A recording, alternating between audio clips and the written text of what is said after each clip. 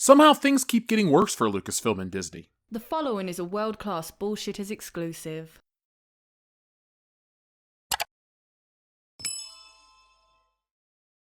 Lucasfilm is in danger. A new article published by Fortune painted the grim picture that is their future. The upcoming Indiana Jones film has a massive obstacle in front of it, just to break even. And for Star Wars, they claim the Force has left it. At the center of all this mess is the mismanagement of the brand. The name Kathleen Kennedy registers high on the list of those responsible for the debacle. Her decision has ruined the legacy of Star Wars in record time. While fans want her name removed from Lucasfilm, another name is stepping away, and it's one we'll all be missing. But before we get into that, today's video is brought to you by us at shopwcbs.com. You know, it's summertime, it's getting hotter, but you have to wear something out in public, so why not wear something with style and class?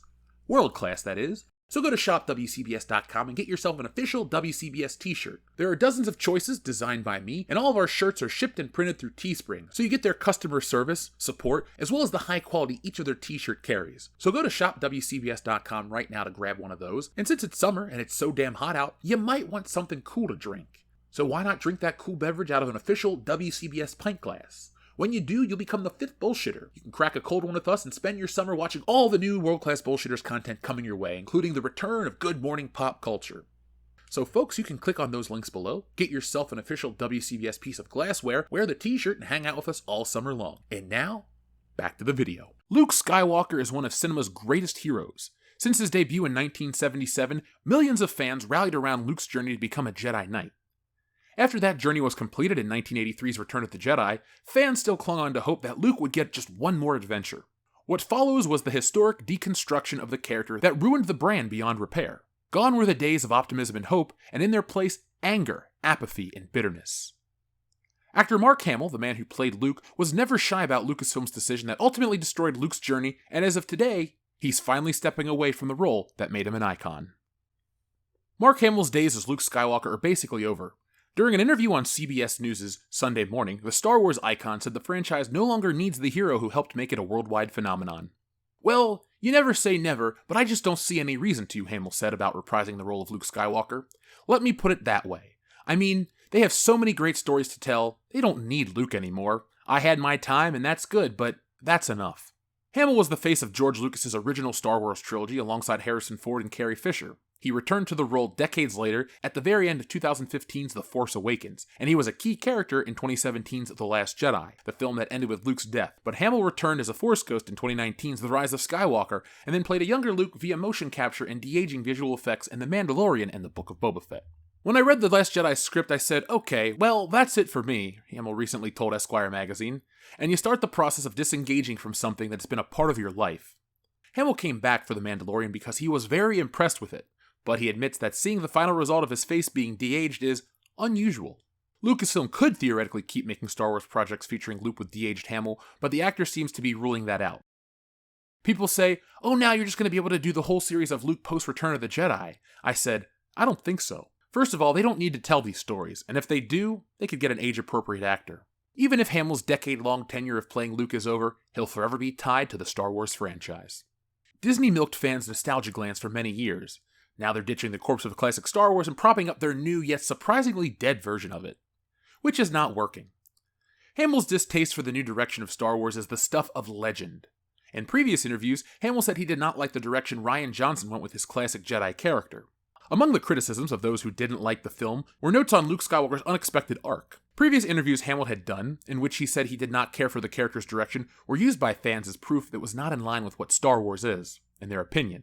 Hamill said, I pretty much fundamentally disagree with every choice you've made for the character. He told that to Johnson during the shooting of The Last Jedi, which was recounted in a May 2017 interview with Vanity Fair. Johnson has also addressed the fan criticism of the film, saying, the goal was never to divide or make people upset, but I think the conversations that are happening are going to have to happen at some point if Star Wars is going to grow, move forward, and stay vital. Well, Ryan, that didn't really work. The direction he took with Star Wars killed it. There's an obsession with deconstruction in film. You can see our early video for more information on that, but simply put, pretentious people who think they're smarter than they truly are overuse the trope and kill the films. Over 5 years later, the damage from The Last Jedi is still being felt. Fans were labeled as terrible things, but major publications are noting that the decisions Lucasfilm made over the last few years have created content that left fans apathetic and the Star Wars brand lacking in quality. The Disney Plus numbers are decreasing, and the merchandise is not selling.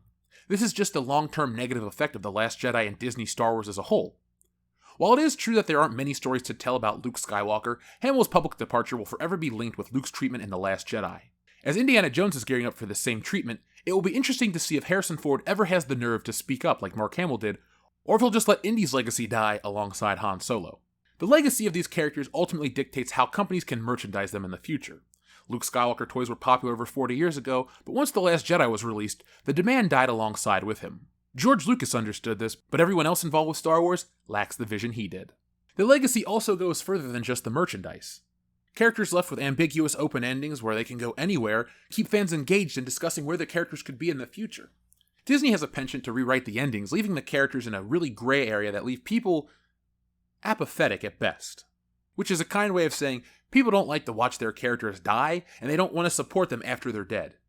George Lucas was quoted as saying you can't sell action figures based on dead characters, and well, that's why he kept Han Solo around for Return of the Jedi. Artistically, would it have made better sense? Would it have made a better movie? Maybe, but Star Wars is a fairy tale set in outer space. It's not about realism, it's not about sobering looks at reality or an introspective view of the audience's lives. No, it's about escapist entertainment. It's what fans want. They want to be whisked away to a galaxy far, far away. Not whatever Rian Johnson and Kathleen Kennedy and everyone else involved is doing. And at this point, nothing from Disney Star Wars has worked. In the beginning, it made a little bit of money, but the price of these projects keep increasing to the point where they're not even valuable. As we said before, it's going to take almost $800 million for Indiana Jones 5 to break even. That's a lot of money. Most movies don't even make that amount, and they're still considered profitable. But Lucasfilm, their movies are record-breakingly expensive, and they don't really do that much at the box office. For context, Joker, the film from 2019 that opened a few months before Star Wars The Rise of Skywalker, that film Joker was made for $65 million, plus marketing and promotion. Yet it made more than The Rise of Skywalker. The Rise of Skywalker cost over $300 million before marketing and advertising. If I ran Disney, I wouldn't allow Lucasfilm to keep making these massively expensive projects. It angers fans, it angers investors, it ruins the brand, and all for what? So one person can save face and keep their job because they're one of 2015's most powerful women? Well, it's 2023, and Kathleen, you haven't done a good job ever.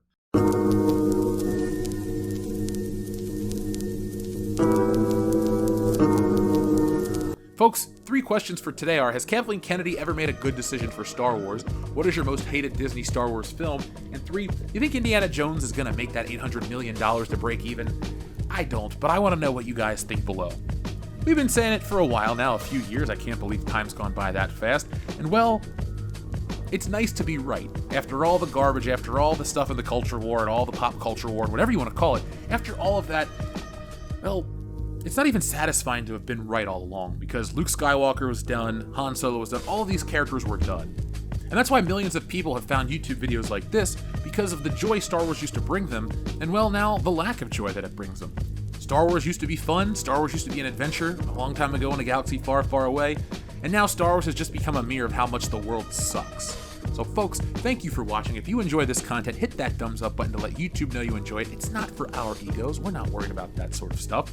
But if you really enjoy us and you want to help us grow and be a part of an ever-growing community, join us over on Facebook. We have a page as well as a group which is very active. We're on Twitter, we're on Instagram, we're on TikTok, and if you really want to get bonus content including the James Bond back catalog, which we're starting to rev up and finish the series, we have Patreon. The link's in the description below, you can check that out. And starting this week, we're gearing up for a brand new recording session. So folks, be on the lookout for all of that wonderful content. Thank you to all the wonderful patrons who make this channel continue to grow and support it the way you do. And we'll be back next time with more. But in the meantime, be smart, be safe, be cool, but always be excellent to each other. Thanks for watching today's video. Yes, it's over, but don't cry because there's more, a lot more from World Class Bullshitters. And there's only one way to get it. Hit that subscribe button below. When you do that, you'll get notifications and updates from World Class Bullshitters every time we go live. Basically, you won't miss anything. And if there's one thing I hate, it's FOMO. But the thing most people hate more than FOMO is fear of missing out on World Class Bullshitters, because there's just some things you can't undo. So folks, do yourselves a favor and never miss anything from World Class Bullshitters. One last thing before you go, hit the thumbs up button. Not for our egos, no, they're big enough as this, but it does help us fight the algorithm here, and well, it's man versus machine, and that's the real fight. But if that's not your battle, That's okay. There's one last way you can help WCBS, and that's going over to shopwcbs.com, picking up a t-shirt, a beer glass, a sweatshirt, a poster, all sorts of ways to back WCBS. The difference between us and other YouTube channels is I'm the artist that makes all this stuff, so if you enjoy art beyond t-shirts, you can even read our comic books. We got it all. We're called the epitome of pop culture for a reason, and no, again, it's not for our egos. So folks, make sure you're involved with every aspect of world-class bullshitters, not just for us, but do it for yourself. We're making the change in entertainment everybody out there wants to see. And a special thank you goes out to all of our wonderful patrons who make this content possible. Go to patreon.com/worldclassbs to get involved and help out the channel.